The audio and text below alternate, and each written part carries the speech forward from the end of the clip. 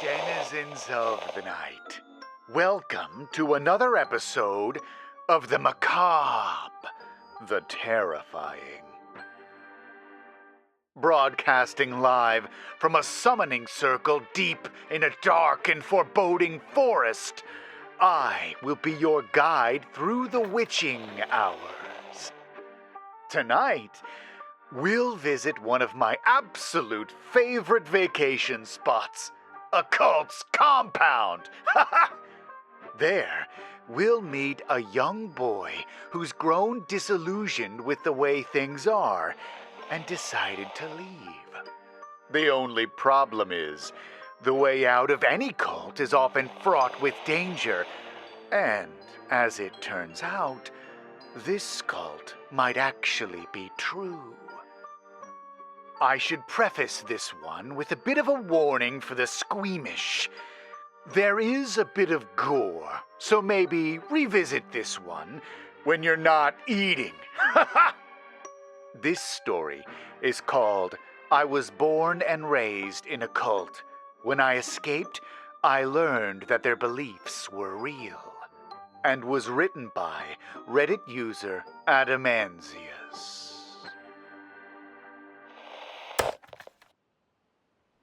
The decision to leave wasn't an easy one, although it had been brewing for almost 2 years. I'm not going to repeat the cult's name. They're known to track down their dissidents and use methods, lawful or not, to take you back. But safe to say it was a big production cult, and as I've learned, quite a classic one at that. We lived in a compound in the middle of nowhere, surrounded by a thick forest, and our numbers were among the hundreds. I was born and raised there, a bastard child bred through the orders of the elders by 2 people who could barely stand each other. And I wasn't the only one. Years before, the elders had made up couples of most of the compound's residents during the exact same time, and now there were at least 100 kids the exact same age, and a bunch of grumpy parents raising them. Some families worked well together. Mine didn't. But of course, my parents loved each other, as did everyone love everyone else. It wasn't love, but a societal agreement which shamed those who fought back, those who showed any feelings besides complacency. They called it true love, and it permeated everything and everyone. I was around 13 when the first cracks started to appear. One late night, my dad had smuggled booze into our house and gotten himself drunk, a serious offense were he to be caught. I guess he didn't care, and as he drank more and more, his inhibitions melted away, and the white-hot anger that had festered inside him for years and years finally gasped for air. He began to yell at my mom, calling her all sorts of names. Said that she's the reason his life was so dry, that he'd never truly loved her, and through the years she'd only become smaller and uglier in his eyes. That I was a mistake. She didn't fight back, and that doubled his anger. And then he began to hit her. I didn't see Dad for a while after that, but the damage was done, both for me and my mom. Even after they let her out of the infirmary 2 weeks later, her face was dark and puffy, a handful of bloody band-aids covering the cuts on her skin. As for me, I'd seen that true love was not real. It was not permanent. Although it might have had good intentions, it was merely planted. An image of the truth, plastered on the walls. A false god. Now you need to remember that I was brought up there. It's all I ever knew. To me, that world was the truth. But even so, doubt chewed at the skin of my fingers, and the distinct feeling of something not being right began to take hold of me. This brought up great deals of shame and fear, But sweeping it all under the rug only made it feel worse. From then onwards, I began to see the bickering and infighting that I used to look past and think of as a sign of normality. And how come, if things were so good, our house couldn't stay warm through the night? And why did we eat the same thing every day? And why did the elders decide everything, even though their decisions made others miserable? The idea that this was all somehow not real crept in, and the more I thought of it, the stronger that feeling became. I hid it well.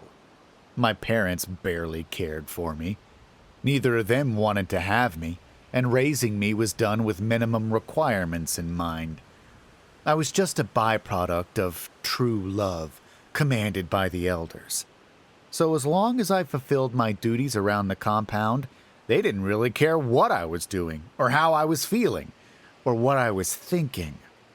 The rest of them were too occupied with work or their own problems to check on me. The thought of leaving entered my mind erratically one day, and it scared me. It was one of the worst things to think. That's how we'd been brought up.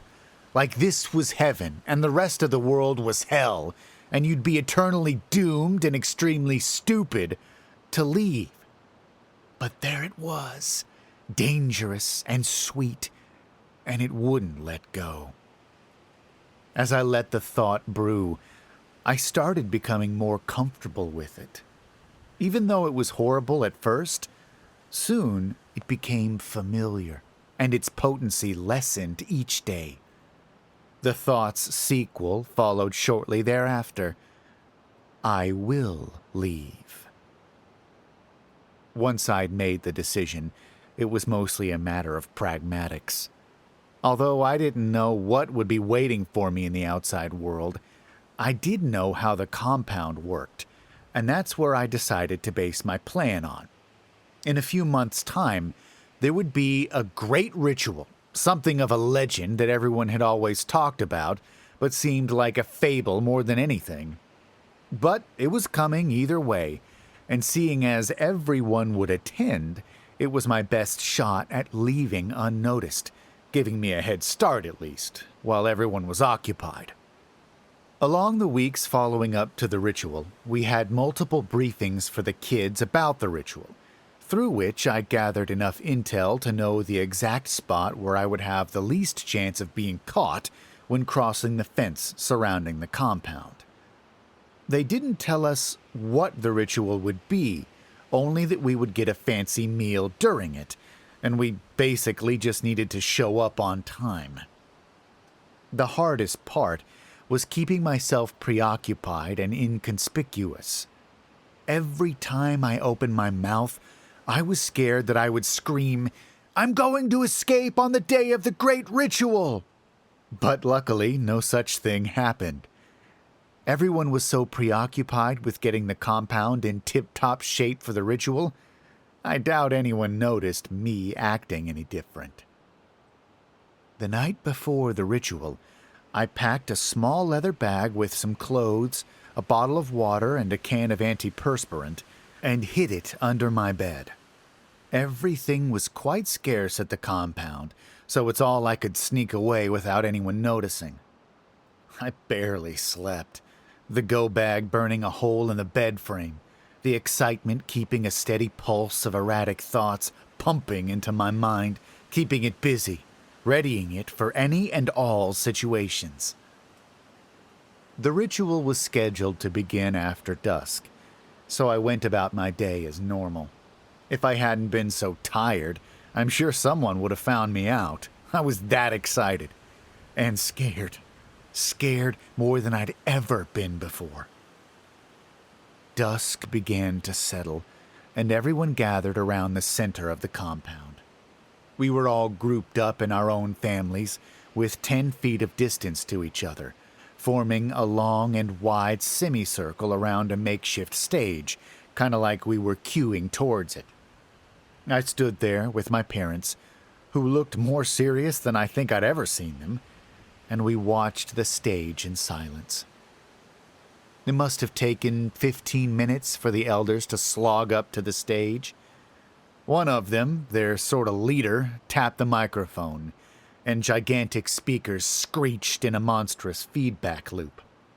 Someone turned the gain down, and the elder continued, his colleagues spread on the stage behind him in a semicircle of their own. The speech was boring, much like most speeches given by the elders. Especially with my newfound ideology, their mumbo-jumbo about true love and our strength and the one true God sounded more derivative than ever before. I quickly tuned it out and began to scout my surroundings, adrenaline beginning to seep into my veins. I was finally going to leave. Our family was situated at the outermost line of people, so all I had to do was wait for an opening and sneak away. Some kids were already migrating around, the elder's speech not interesting enough to hold their attention. It was weird, all the adults staring and listening so intently, and us kids being let to do as we pleased, which was something we could barely ever do. Something was different, but it coincided with my plan, so I didn't really care. I looked around and waited for my chance. But then the elders said something and my dad turned around to face me, giving me a slight scare. "Say goodbye to your mother," he told me, his face twitching as if he was working more than usual to keep his signature straight face. Goodbye, Mom," I said, turning to her, knowing that my dad's orders were always my dad's orders. It was best not to fight him. He'd thrown me for a loop. This was unexpected, and I couldn't really hold my focus on both the ritual and the escape at the same time. All the other kids were saying goodbye to their moms as well, some hugging them even. None of us seemed to have any idea what was happening, but the parents must have known something, because I could hear some of the older guys crying. It wasn't part of true love to cry, and this threw me off further. A deep, unsettling feeling made its home in my stomach, pulling me down in a dark vortex. Shit, had I missed my chance?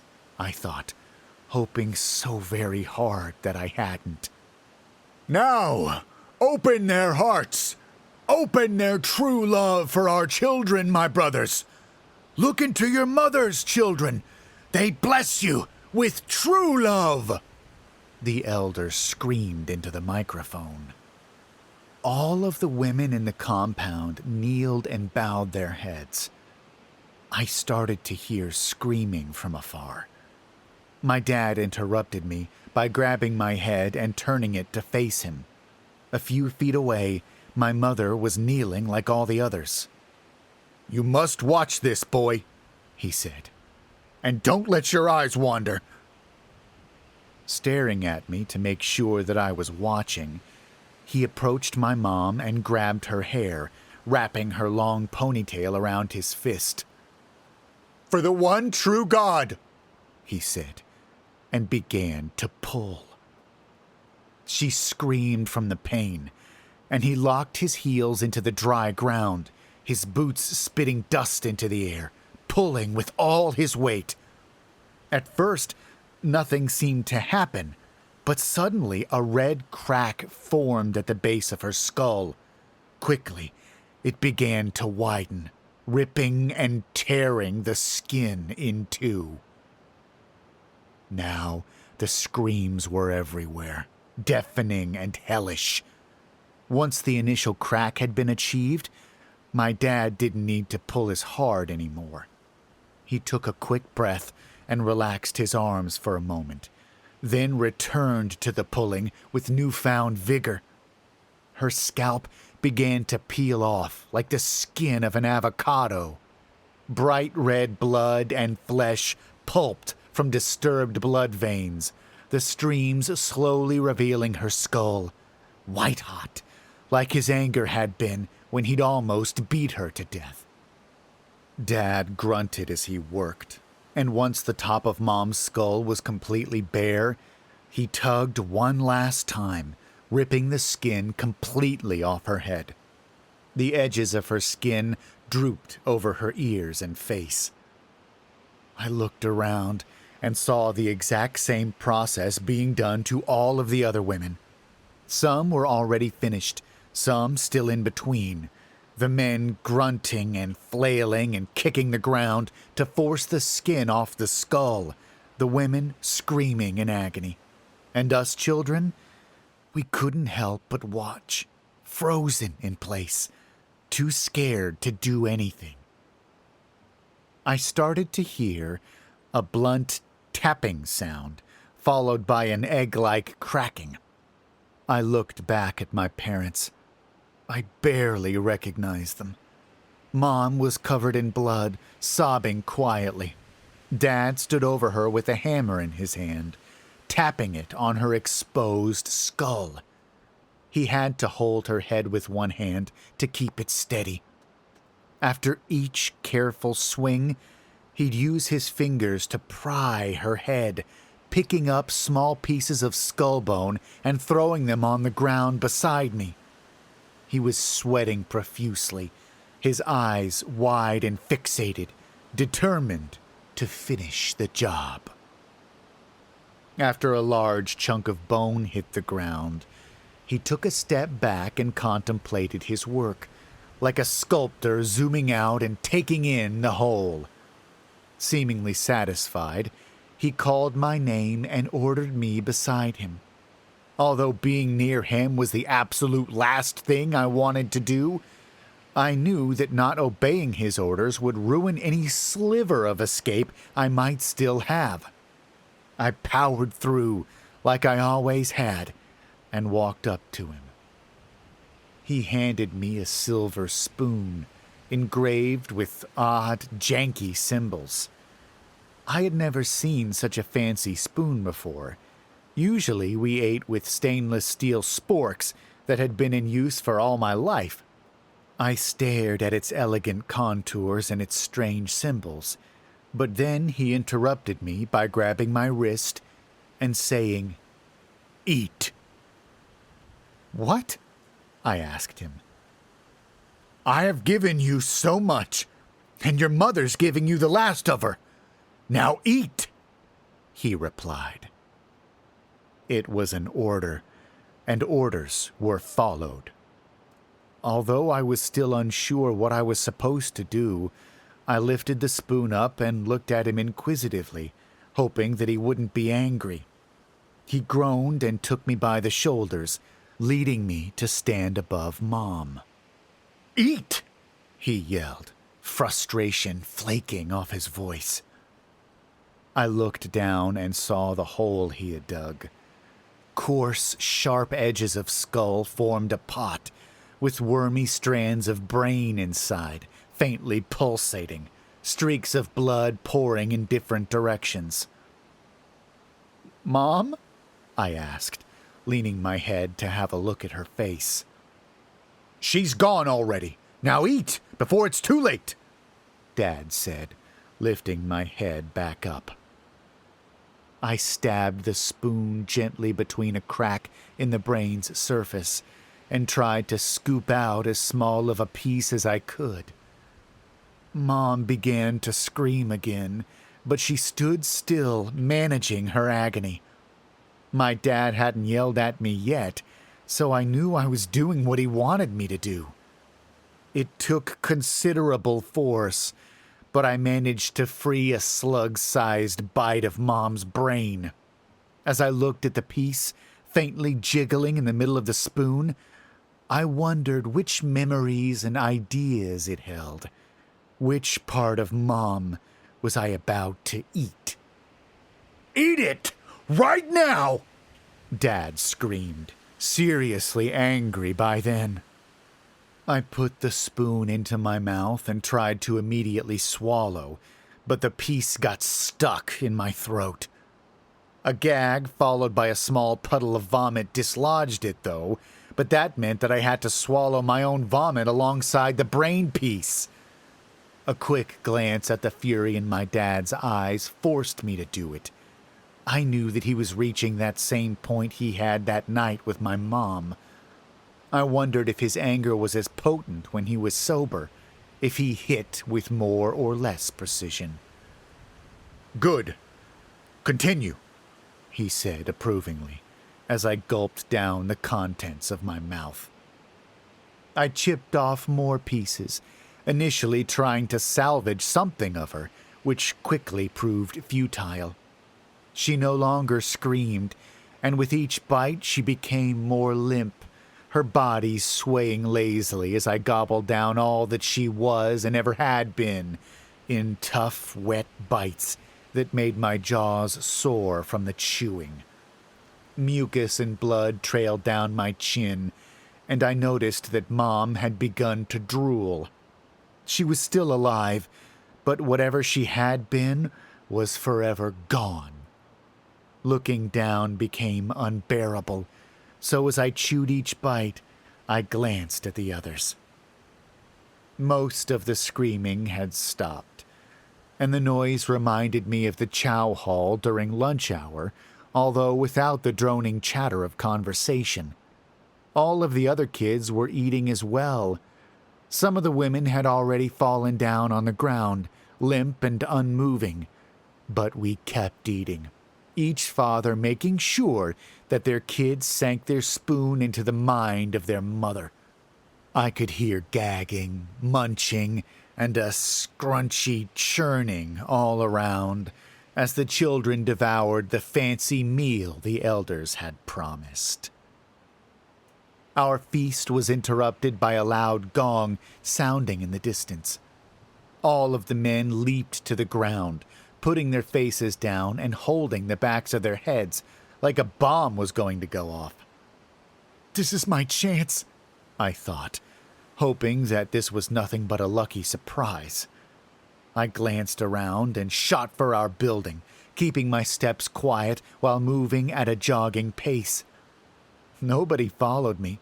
The men were silent, the women brain-dead, and the children began to murmur. I got inside and grabbed my go bag. My heart pumped so hard it felt like it was about to burst, and suddenly a violent gag emerged from my throat, followed by a stream of mother vomit that spewed all over the floors. It looked a bit like cheap grocery store mac and cheese, which I'd had a couple times.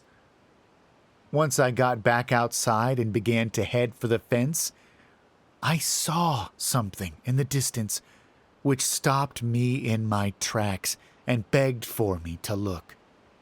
I should have run. I should not have looked. On the other side of the compound, behind the fence, something was emerging from the thick forest. It looked like an animal, except it was taller than any of the buildings we had, almost as tall as the trees. Gigantic, tendril-like arms protruded from its muscular body, and it almost looked like it was held up by hooved legs, sort of like a horse. An earth-shattering screech sounded, silencing all other sounds around me, and I knew it was that thing.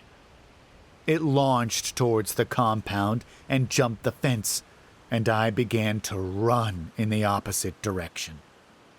I thought that it must have seen me, but looking behind me, it had stopped near the stage. It walked slowly among the crowd of people, like it was trying to find something. I quickly reached the fence and found the exact spot where the wires were split, giving me just enough room to wriggle myself out. I ran towards the tree line, and once I reached it, turned back to give one final look at the compound. In the distance, the creature stood between the children and the felled women. Its eyes were dark red, big as the moon, and I could feel it stare at me. I don't know how it could see me from such a distance, and maybe it didn't, but its gaze turned my legs into butter and a loud fear surged through my spine. It wanted me. I could feel it, and that's when I realized what it was. The one true God.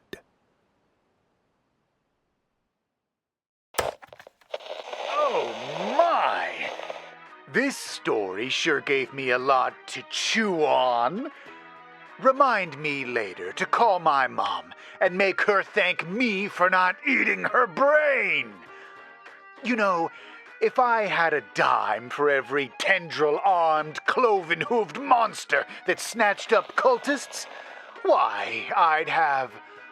well, I'd certainly have more money than I have now, which is none. If you enjoyed this story, please check out the author in the links below. Don't forget to leave a like on this video and subscribe for more brain-meltingly good stories like this one. And remember, whatever you do, don't look back. And of course, don't fall asleep.